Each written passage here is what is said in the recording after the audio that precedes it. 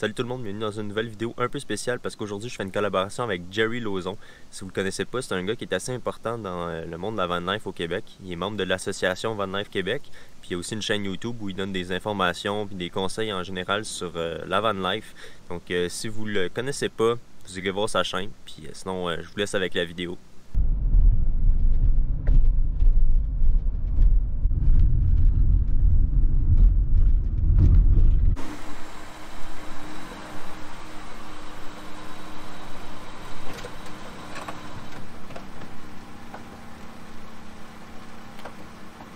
Salut Jerry! Salut Philippe, ça va? Ça va toi? Yes!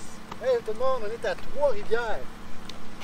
Aujourd'hui on va faire une collaboration. En fait on va chacun se trouver un spot où dormir à Trois-Rivières. Les deux on n'a pas vraiment dormi souvent ici. Et on va montrer chacun notre approche, dans le fond notre façon de se trouver un spot où dormir.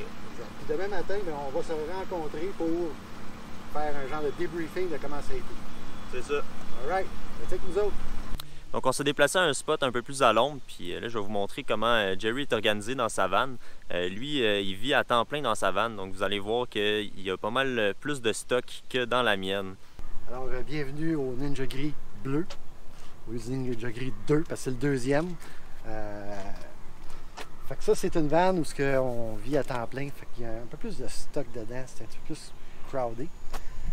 On va commencer par en avant où on a le poste de pilotage. Et vu qu'il n'y a personne qui se promène avec moi, ben, je me sers du siège passager et du plancher en avant pour stocker des affaires. Backpack ici, c'est mon plan B. Si jamais la vanne n'est pas disponible, ben, je peux tout mettre là-dedans, puis comme ça, je vais être happy. Ensuite, on a le lit qui vient de chez Dormez-vous. C'est un lit simple, très confortable. Il est en permanence comme ça. C'est mon lit, c'est mon sofa, c'est ma chaise de salle à manger. Parce que si on regarde plus loin là, ça c'est ma table à manger, qui est un cutting board de chez Dollarama, qui tient avec des pentures et une boîte de Kleenex. Ça fait la job. Ça fait la job. Ça fait la job. T'as une télé aussi? Oui, une télé avec DVD. Hey. Et une antenne HD, fait que j'ai accès aux canaux là, qui sont dans les airs, là, littéralement, en HD. C'est pas pire. Pas pire. Au Québec, on a peut-être 4 postes disponibles, tout dépendant où côté. Si c'est à Côte-Nord, c'est 0. Ouais.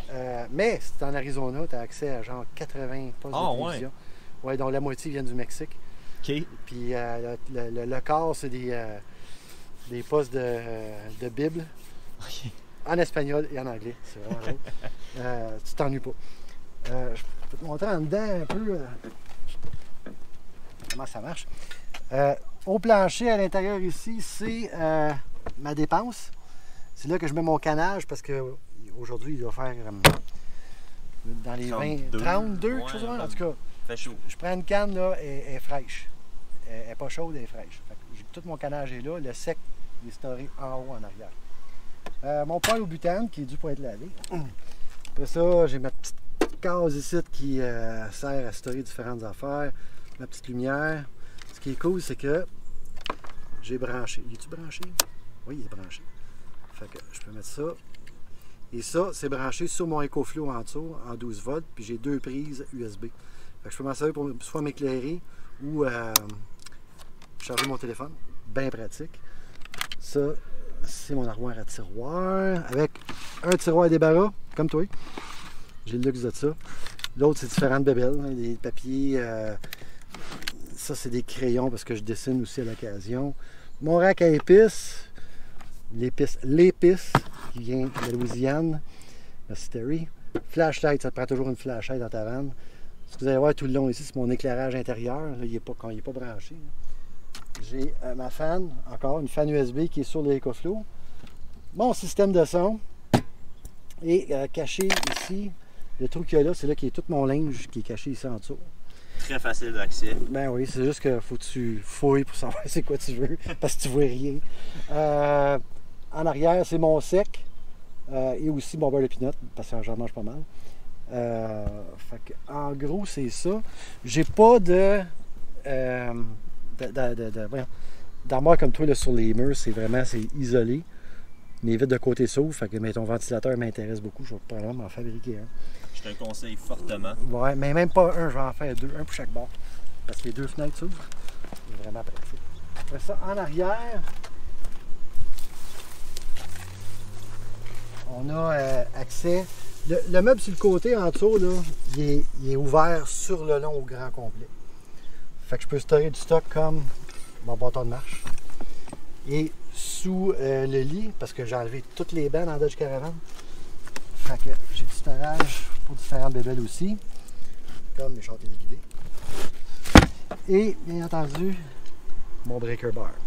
Un indispensable. Un indispensable. Tu as une vanne, tu te déplaces en véhicule, tu vis dans ton char, ça te prend un breaker bar, puis ça c'est pour les roues, n'importe quoi que ça te prend du torque, là, ça te prend ça. En permanence dans le véhicule. Fait que, en gros, c'est ça. En haut, la boîte. Ouais, la boîte mystérieuse. La boîte mystérieuse, il y a un vélo dedans. Et par-dessus la boîte, il y a mon panneau solaire qui est fixé en permanence. La boîte, c'est un demi-succès. Mon choix de matériaux, c'est pas le meilleur, c'est du HDPE en plastique qui est très affecté par la température. Quand c'est très chaud, il gondole. Par contre, je voulais pas quelque chose d'étanche, parce que je voulais pas qu'il y ait de condensation qui s'accumule dedans, parce que je voulais pas que le vélo, ça aille rouiller jusqu'à des bearings. Fait que c'est une passoire. L'air à passe. Fait que quand il mouille, c'est trempe. Quand il mouille pas, c'est sec. Fait qu'en gros, c'est ça. La Ninja Gris bleue. Ben, merci pour le petit tour. Ça fait plaisir. Alors, le but de la mission, parce qu'on l'a accepté, c'est de boondocker à Trois-Rivières. Boondocker, c'est-à-dire arrêt de dos, trouver une place. On va chiller pendant un jour, en soirée, peu importe, mais on va dormir quelque part à Trois-Rivières. Dans mon cas, j'ai déjà exploré un peu avec Google Maps. J'ai aussi, comme mentionné plus tôt dans ma vidéo, que j'ai vu au niveau social que ça avait l'air. Je vais éviter le centre-ville. J'ai quelques endroits en tête, c'est pas confirmé encore, mais je vais aller sur place. Parce que Google Maps sur place, c'est deux affaires différentes. Je pense que c'est d'accord avec nous là-dessus. Ouais. Puis toi, c'est quoi ton plan? Moi, dans le fond, j'aime les spots où j'ai plus la paix, donc plus en nature. J'ai regardé moi aussi sur Google Maps, puis j'ai quelques idées. Je vais aller voir. Comme Jerry dit, Google Maps puis la réalité, c'est pas toujours pareil. Les images sont pas toujours à jour, ou même en Street View, de ce que j'ai vu, ça date d'il y a un an. Ça peut avoir changé depuis un an. Donc, on va voir. J'ai plusieurs plans en tête. Puis sinon, il y a toujours le bon vieux iOverlander pour en cas de besoin. Ouais, puis comme on disait tantôt, iOverlander, ça a des chances que tu ne sois pas tout seul. Ouais, en plus. Il y a ça. C'est Ben, vraiment. Ouais. C'est vraiment en cas de besoin que je l'utilise. Ouais, nous autres, on est niveau expert. iOverlander, en général, c'est juste quand tu es bien mal payé. Mais c'est juste ça que tu peux utiliser. Ah ouais, fort, là. On dénigre pas personne ici. Tout le monde commence quelque part. Exact. Fait que, alright, dude. Fait que, on essaye ça, puis on se revoit demain matin. Ouais. Ici. Bon plan. Bon, Jerry est parti se trouver un spot.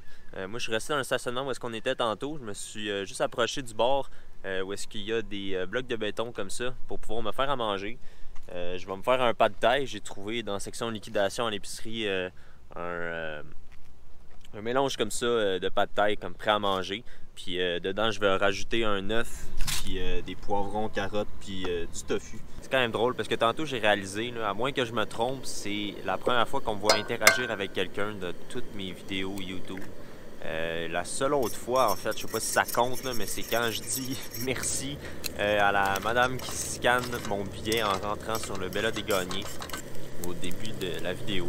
Mais à part de ça, c'est la première fois, je pense, qu'on me voit interagir avec quelqu'un.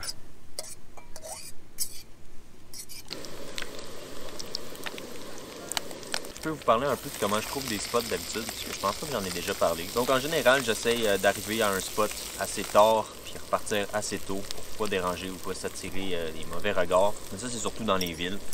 Si je suis au milieu de nulle part, là, ça dérange pas. Quand c'est un arrêt dodo rapide dans une ville que je connais pas, je prends un iOverlander quand je sais que je veux juste arriver tard, repartir tôt pour continuer mon chemin. C'est ça qui est le plus simple, j'ai pas à me casser la tête.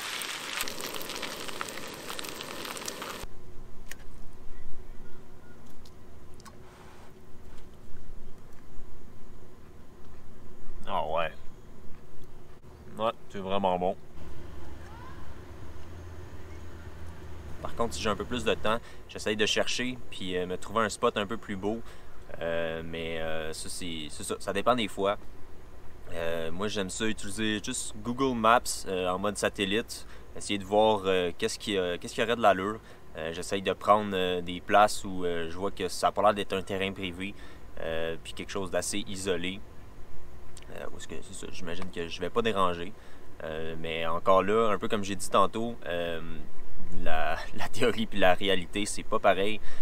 Des fois j'arrive puis finalement ça marche pas, fait que faut trouver un plan B. C'est toujours bon d'avoir un plan B, puis des fois même un plan C. Encore là, ça dépend vraiment de où est-ce qu'on est. Si vous voulez plus d'informations pour savoir comment vous trouver des spots où dormir, vous pouvez aller voir la chaîne de Jerry. Il y a des vidéos super bonnes, super informatives. Puis il y a vraiment beaucoup d'expérience là-dedans, donc c'est vraiment le bon gars pour vous aiguiller là-dedans. Bon, ben là, je suis prêt à partir pour me trouver un spot. J'ai déjà une liste préparée. Fait que je vais commencer par le premier, puis sinon, on ira voir les autres. Finalement, mon premier choix a fonctionné. C'est un cul-de-sac, donc c'est le bout d'une rue dans un nouveau développement résidentiel. Ça risque de ne pas être un spot viable encore longtemps parce qu'ils ont l'air d'être partis pour construire des nouvelles rues puis des nouvelles maisons. Mais pour l'instant, ça va faire en masse la job pour moi pour ce soir.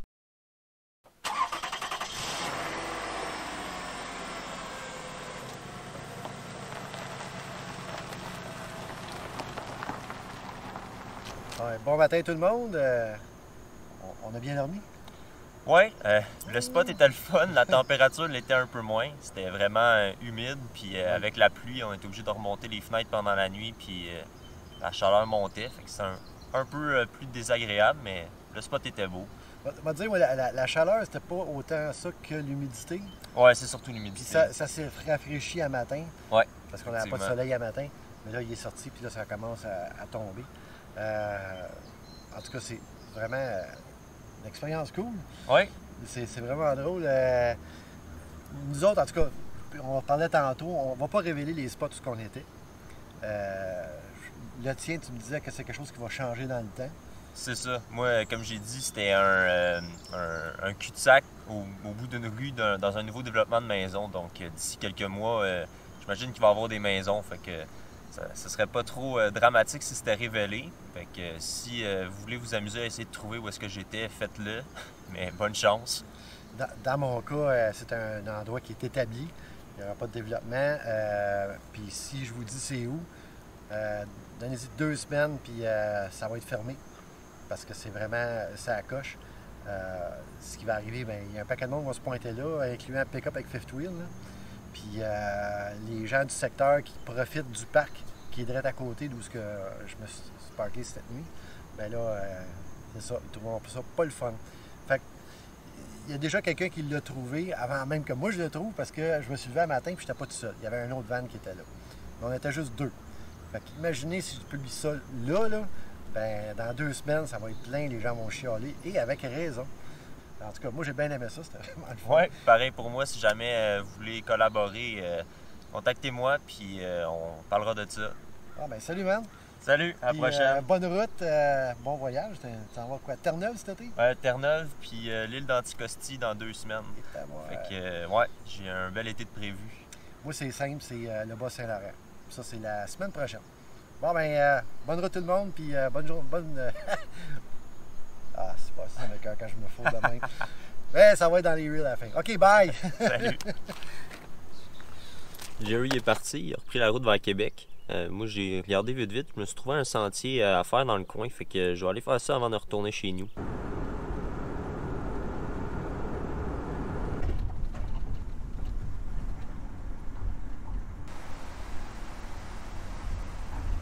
Je suis au sentier de la Gabelle à Notre-Dame-du-Mont-Carmel. C'est un sentier de 8 km et demi avec un dénivelé de 368 mètres. Tantôt, Jerry a comme leaké l'information que je m'en vais à Terre-Neuve cet été. C'est effectivement le cas. Je m'en vais 2 semaines à Terre-Neuve en passant par le Labrador. Mais juste visiter la côte ouest, j'irai pas dans l'est en 2 semaines. Ça serait vraiment trop intense. Je m'en vais là avec ma blonde, puis attendez-vous pas à avoir de vidéos. Je fais ça off-cam. Ça fait du bien de voyager sans prendre de vidéos de temps en temps. Sinon, comme j'ai dit, l'île d'Anticosti, 1 semaine prévue à la fin juillet. Puis le Maine, c'est rien de confirmé encore, mais ça devrait être beau pour le mois de septembre.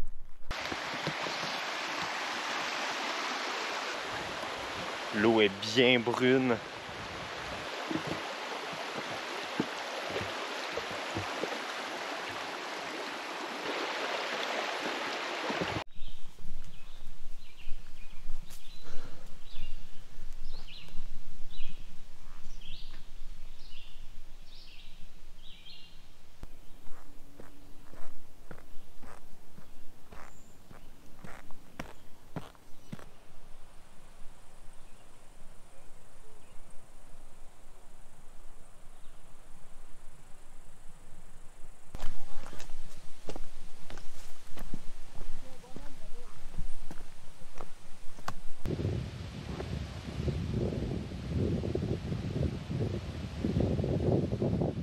Donc c'est ici que je vais vous laisser.